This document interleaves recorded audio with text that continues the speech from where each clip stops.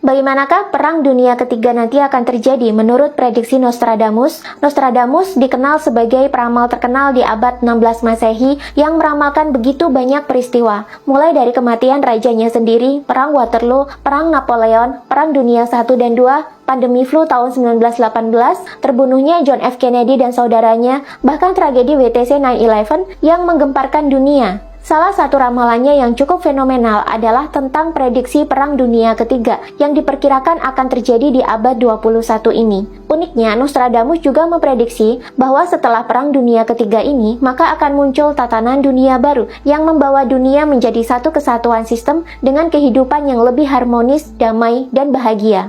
Lalu bagaimana detail huru-hara akhir zaman ini bakalan terjadi? Begini ceritanya.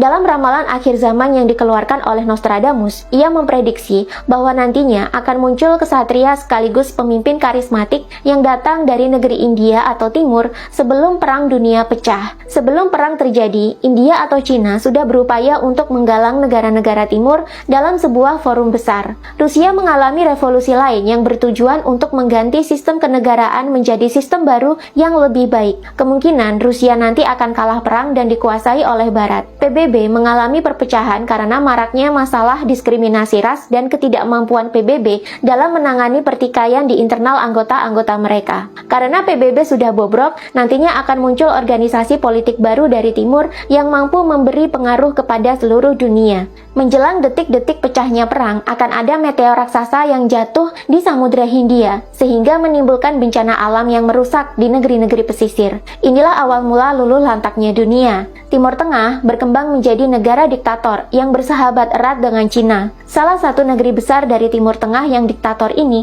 kemudian mengepung Iran sehingga Iran harus meminta bantuan kepada pasukan Barat. Namun mereka kalah. Kekalahan Iran ini akhirnya menimbulkan perang di Afrika Utara dan di Timur Tengah itu sendiri. Negara-negara Arab menyerang Israel yang merupakan sekutu Barat. Mereka juga menggertak Afrika yang banyak berteman dengan pihak Barat. Perang pun merembet hingga ke Eropa. Kekuatan militer dari Timur terus menyerbu Yunani dan Italia. Senjata kimiawi dan biologis akan menjadi lazim untuk digunakan. Dalam perang ini, kekuasaan gereja di Italia akan runtuh. Iman Kristen hancur. Paus ditangkap di istananya di Vatikan dan meninggal dalam tahanan. Prancis kemudian terjun ke dalam perang menggunakan senjata penghancur baru yang berjenis tank yang sekaligus berfungsi sebagai kapal selam.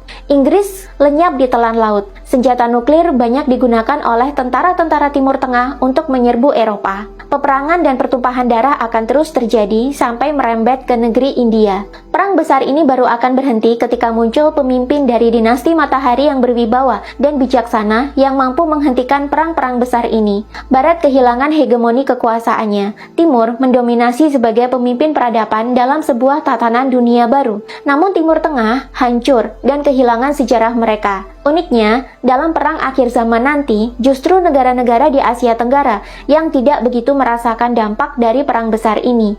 Bahkan Asia Tenggara diprediksi menjadi tempat yang aman selama perang besar berlangsung. Bagaimana bisa? Dan siapakah pemimpin dari dinasti Matahari yang dimaksud? Siapakah dinasti Matahari yang misterius ini? Apakah ini ada kaitannya dengan mitologi Dewa Matahari dalam agama Hindu, yang mana dalam ramalan Nostradamus juga diprediksi bahwa di masa depan filsafat Hindu akan kembali berkembang dan mendominasi pemikiran dunia? Ataukah justru dinasti Matahari ini merujuk pada salah satu kerajaan kuno di Nusantara yang memiliki lambang berbentuk Surya alias matahari? Selengkapnya bisa kalian baca sendiri di buku Nostradamus, Tanda-Tanda Perang dan Bencana Abad 21. Check out bukunya di TikTok aku sekarang sebelum stoknya habis.